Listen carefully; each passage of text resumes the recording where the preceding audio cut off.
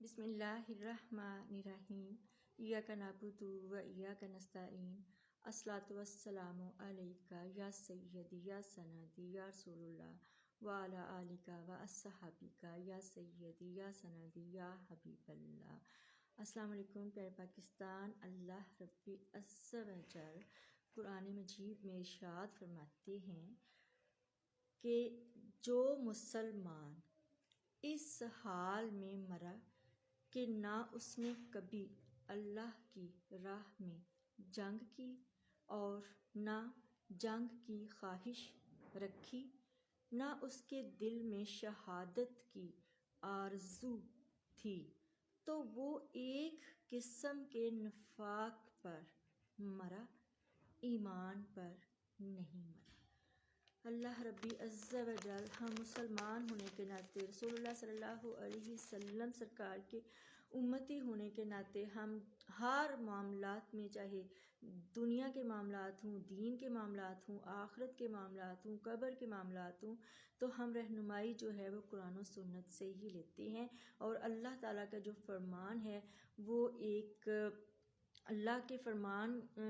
کہ سچ ہونے میں معاذ اللہ ایک رتی کے برابر بھی بندہ کہ نعوذ باللہ، تو اس میں کوئی شک نہیں ہے۔ تو اس میں اللہ ربی عز و جل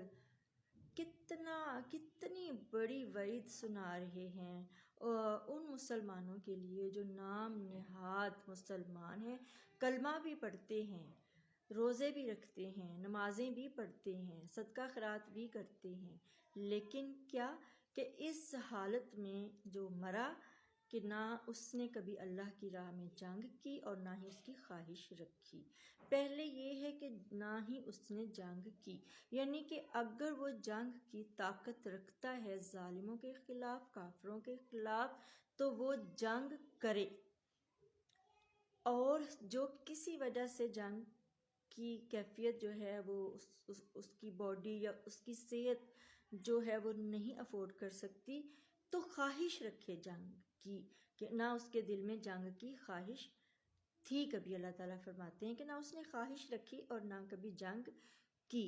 اور کیا پھر اس کے دل میں نہ ہی شہادت کی آرزو تھی۔ یعنی کہ جب ہم دیکھتے ہیں غزوات، غزوہ بدر،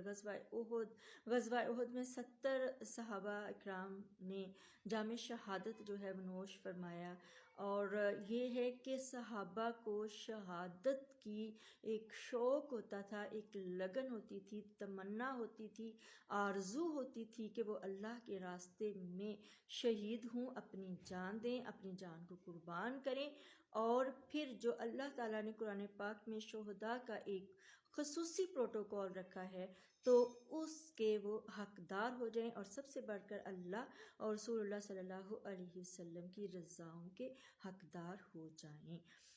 تو پھر اللہ تعالیٰ فرماتے ہیں کہ وہ شخص نہ جس نے جنگ کی، نہ آرزو رکھی، نہ اس کے دل میں کوئی شہادت کی آرزو تھی، تو وہ نفاق پہ مرا، وہ نفاق پہ مرا، ایمان پر نہیں مرا۔ یہ بہت بڑی جو ہے وہ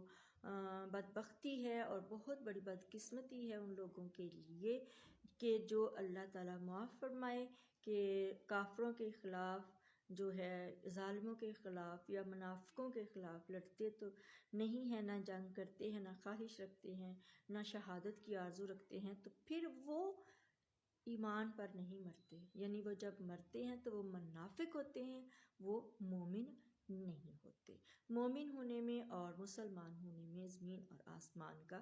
فرق ہے۔ تو اس کا یہ میرا جو ہے اس میں یہ کہنا چاہ رہی ہوں کہ جو فلسطین میں ہو رہا ہے، جو غزہ میں ہو رہا ہے، اسرائیل جو ہے وہ گاجر مولی کی طرح کاٹ رہا ہے، نسل کشی کر رہا ہے، تو 200 کروڑ مسلمان ہیں تقریباً اس دنیا میں، اور جو ہیں وہ یہودی 70 لاکھ ہیں تقریباً۔ کیوں بھاری پڑ رہے ہیں، کیوں مار رہے ہیں ہمارے بہن بھائیوں کو؟ کیونکہ مسلمانوں میں نہ شہادت کا شوق ہے اور نہ ہی جنگ کی آرزو رہی ہے۔ تو یہی وجہ ہے کہ 57 اسلامی ممالک جو ہے وہ مل کر ایک ریاست چھوٹی سی اسرائیل اس کو تسلیم کرنے کو تلے ہوئے ہیں، لیکن ان سے جنگ کرنے کو نہیں۔ تو بہت لمحہ فکریہ ہے اور یہ وعید ہے ان لوگوں کے لیے۔ اور جہاں تک فلسطین کی بات ہے تو ہم عوام جو ہیں، جیسے حامد میر نے کہا کہ ہماری حکومتیں ساتھ ہوں نہ ہوں ان کے، لیکن ہم ان کے ساتھ ہیں، ہم ان کے ساتھ اظہار یکجہتی کرتے ہیں، اور جو بھی ہم جنگی سامان جو ہے وہ ہم اپنی آرمی کو مہیا کرتے ہیں اپنے ٹیکس سے۔ تو یہ ہماری آرمی کا، ہر مسلمان جو ہے ان کی آرمی کا جو ہے یہ فرض ہے، ان پر یہ فرض ہے کہ وہ جہاد کریں ان لوگوں کے خلاف جو ہمارے مسلمان بہن بھائیوں کو جو ہے اتنے وحشیانہ اور بےایمانہ طریقے سے ان کی نسل ختم کر رہے ہیں۔ افسوس، صد افسوس۔